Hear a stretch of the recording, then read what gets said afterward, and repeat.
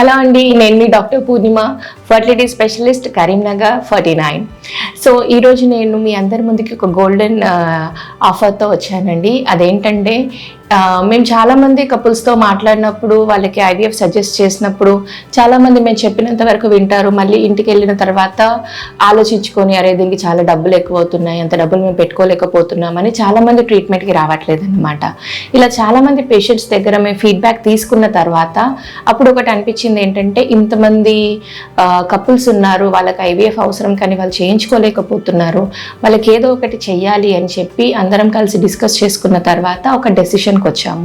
అదేంటంటే, ఎవరైతే ఏ కపుల్కి అయితే ఐవీఎఫ్ చాలా అవసరం కానీ వాళ్ళు అఫోర్డ్ చేయలేకపోతున్నారు, డబ్బులు పెట్టుకోలేకపోతున్నారు, అట్లాంటి కపుల్స్కి అందరికీ కూడా 20,000 డిస్కౌంట్ ఇద్దామని చెప్పి 49 నిర్ణయం తీసుకుందండి.